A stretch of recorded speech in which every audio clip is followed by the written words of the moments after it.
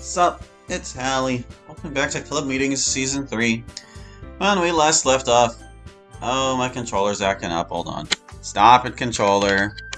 Be good. Be good. No, stop. What's your problem? It's not cooperating. Okay, now there we go. Anyway, when we last left off, there were... Let's see, we watched MC's mod, and then they were drunkenly answering emails. Yes, that's right. Okay, well, I have a question for all of you. Sayori, just how easy is it to get you with a bag of cookies? Yuri, I'm just going to ask this casually as I can. Do you have some sort of foreplay kink involving knives? Natsuki, people call you the sweetest and most adorable member of the club, which doesn't make sense because you're very bristly, which is why I ask you, would you beat the shit out of anyone that hurts your friends in a physical manner? Monica, it says you're a yandere for the player himself, technically us weebs that play DDLC, so would you really try as hard as you can to get us if they gave you a day to do that? MC, will you treat them all with respect as much as possible? Each one needs their friend, and that is the way to help them with all of their problems, so will you? Another one with a question for all of us. Starting with Sayori. Oh, I mean, it depends on what you mean by get. Like, get me to come over to where you are. To eat the cookies. That would be pretty easy. You're so excited about the last question. I forgot what the last question was. Alright, hold on. There's a speck on my glasses. Gotta get rid of it. It's really on there. Good God. Speck. What are you doing? Stop it. Stop. Okay. It's gone. I could totally get caught. Yuri, do you, want to answer this one, or? It's fine. I will answer your question as simply as I can. No.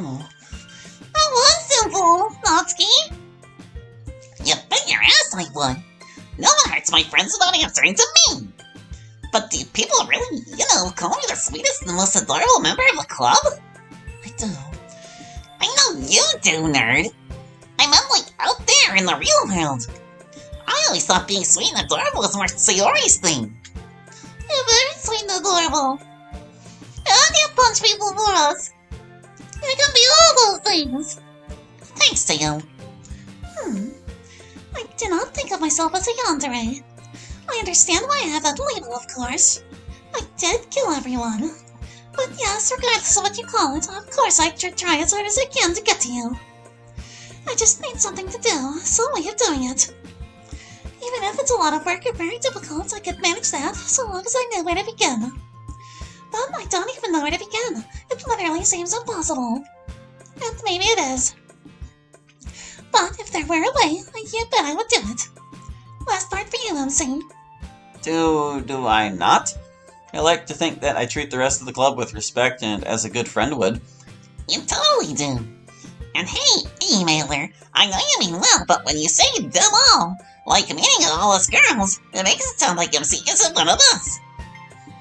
I know he's a boy, and maybe some of you see him as an outsider because of that, but he is one of us. One of us! One of us! Yes. But yeah, I will of course continue to treat everyone with great respect and friendship. I love all of them, and I love Sayori in a very special way. Damn, the alcohol's hitting you hard, you sentimental dweeb. Yeah, speak for yourself. Do you think it would be remotely possible to get Mrs. Ida a character file if... No, I do not think so. For one thing, it would be a lot of work. To perfectly map her from the simulation's loose characterization of her to a curve file without changing anything about her would be hard. I'm not sure she'd want to risk it. And that's even assuming we would know how to do that, which we don't. I think MC getting a character file was a one-time thing. The game's way of resolving the weird contradiction we gave it. I don't really think we need to do the same thing for Miss Ida. I don't know, what do you think? Yes, I think it's probably not necessary. I'm perfectly content with myself and my life the way I am, currently arranged, I guess is how you'd put it. No need to put everyone through a bunch of work. Or take any personal risks. Agreed. Next one. Next! Good lord, Natsuki, volume! Who cares? There's no one here. We are in the middle of nowhere. The nowhere middle. Yes, the center of the void. Yes. Okay, moving on. Wait, though. They wrote an F. What was the rest of the sentence? What was it, emailer? You'll never know, I suppose. Hi, Monica. Before anything else, I would like to request access to the Discord. I really wanted to spend time with my fellow viewers, and you if you're there. And now for my main email. Hi, Literature Club. I've loved each and every one of you, including you, MC, since the base game, and I'm so happy being able to spend time with you. I'm almost finished with Season 2, so maybe some of my questions might be answered already, but I'm so excited to send you guys an email. I know it's sort of lengthy, but I hope you enjoy it. 1. Do any of you keep a journal? I personally don't feel confident writing poems, but I like writing about my thoughts. Good questions. I used to keep a journal, but I couldn't stick with it. Anyone else? I try to enter things into my journal on at least a weekly basis, but I believe I am the only member of this club that does so. The writing is a bit too loosely connected to the events of my life. It can be a little meandering, but I do write it. I find it helps me explore my own mind, as it does for you as well, it seems. I write a journal. I've written one every day for, like, the past decade or so, probably. I can't remember when I started it, but I have been keeping, like, a daily log of my activities for an extremely long time. It's, like, the most mundane read ever, but it's there. I'll probably destroy it before I die. Alright, Animal Crossing. Okay, 2. Question for all the ACNH players. Shout out to our ACNH hype women, or woman, Natsuki. What's your island's name, and who is/are your favorite villagers? It has been a while since I played that. My island is named Channelwood. That was an epic reference, by the way. Thank you! And my favorite villager is Pierce, I guess I'd say. My island is named Starshine Island. I just liked that name. And I like Chadwick the most. My island is called Ocean Man Island. Favorite villager? That's tough.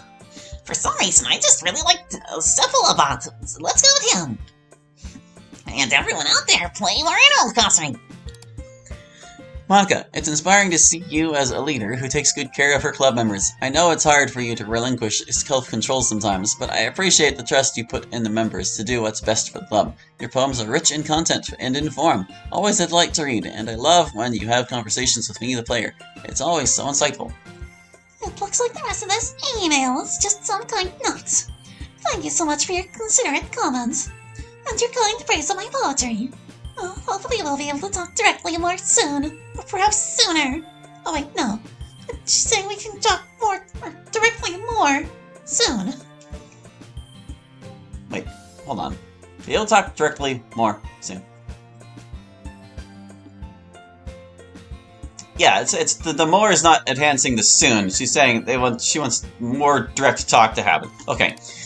See, I resonate with your poems the most. I'm someone who puts so much value in my emotions, and the emotions in your writing always tug on my heartstrings in so many ways. I'm proud of your strength to clear your rain clouds and let the sun shine through. You have wonderful people around you, including yourself, Heart. I'm kind of concerned if my... That's Monica's voice. I'm kind of concerned if my poems really resonate with you too much. I am not mentally healthy. You're a lot more now, though, like a lot more.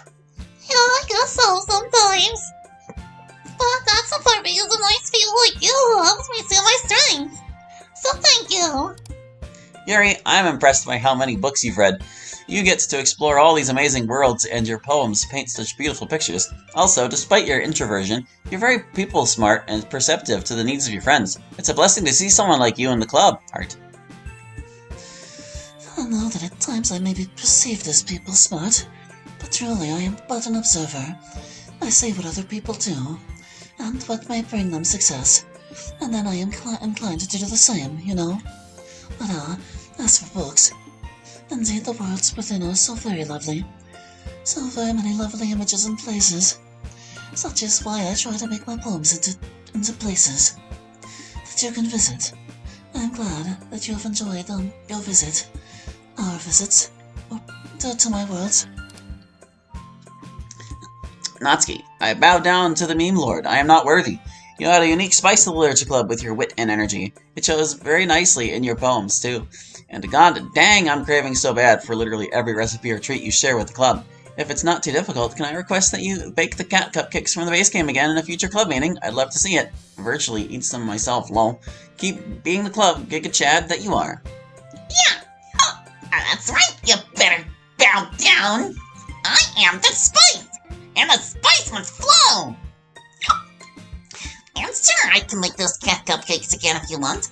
They're not that interesting. They're just normal cupcakes with, like, some fucking toppings on them in the shape of cat stuff. But I'll make them. MC, we kinda used to be one person, so I feel like I have this kinship with you, lol. That being said, I'm happy to see you grow as a club member and as a person, and I think your poems are amazing and uniquely you. Enrich yourself with all the anime and manga and games that you love, my dude. You deserve great things, especially Sayori. Wink. Oh hey, this one's mine. Yeah, thanks. It was cool being you, kind of. Or that for you to be me, whichever it was. But yeah, thanks. Sometimes I think, like, no way do I deserve all this stuff. Especially Sayori. She's way too good for me. She's so nice, you guys. You don't understand. Nah, man, they understand. They totally understand. Why are you crying, MC? I don't know, because you're so nice. Aww. Always keep safe. Best girls and boy. I can't pick a best girl/boy. I love you all so much. I'm rooting for each and every one of you. Heart. Love from this reality. Nix. Thank you for that lovely email, Nix. And thank you for joining the Discord. If anyone ever wants to join it, just email me. lit.club.friends.monica@gmail.com. Yes, that. Hello, Monica. Since you subscribe to the philosophy of utilitarianism, I have a piece of literature I want you to check out. It's a short story called The Ones Who Walk Away from Omelas. I think you'll find it an interesting read, and I'd be curious to hear your thoughts about it. You shouldn't have any trouble finding it. As a follow-up question for once you've read it, if you were a citizen of Omelas, would you stay or be one of those who leave, and what would your reasoning be either way? Hali. I've been waiting for that one for a while. Yes. So for those who don't know, this is a story about a very prosperous utopian society where everyone is happy. Or almost everyone. But it is built on the horrible involuntary suffering of a few people who cannot escape, suffice to say. And so some people, when they learn of this, do not want their happiness to come at someone else's expense and leave. And some stay. And my answer would be, not only would I stay, I would be willing to be one of those who suffers for the benefit of others. If it was necessary for everyone else's happiness, that's what my philosophy demands. I think that about covers it. Alright, but before you move on to the next one, I get to go on a little mini rant here, because here's a funny thing about the ones who walk away from Omelas. It's not really that a few people suffer for the whole thing to work. It's actually that there's, like, one specific person who suffers. It's like, there's this child in this basement who's, like, naked and living in their own feces, and their bodies are covered in sores. The immense suffering of this person is, like, it's unfathomable. They live in the dark, etc. and so forth, and everyone in the town knows this person is there, suffering for their behalf. And the people who stay in Omelas and live and prosper, they're the ones who are okay with it, and the other ones, the ones who walk away from Omelas, their conscience just eats away at them too much. They can't abide it. But here's the thing about that. Let's suppose, if you're okay with the idea of Omelas, that means that you're fine with one person in an entire town of people suffering immensely so that everyone else in the town can prosper. Well, okay, so if you're fine with one Omelas, well, let's say, what if every town was like Omelas? So that's a lot more than just one sufferer at that point. That's one sufferer per town or city on the entire globe, and that's a lot of sufferers. Well, now let's suppose that, maybe it would be better if, instead of suffering alone, all of the sufferers were together in one place. And then they would at least have each other, right? That's like a step up. Okay, sure. And now let's say, well, how about instead of just suffering for no reason, all of those sufferers being together in one place were, like, say, the means of production for the rest of the society? Okay, so that's another good thing too, right? They're things to work on together. Well, congratulations, you've just justified slavery. And that's just like the first problem with that whole thing.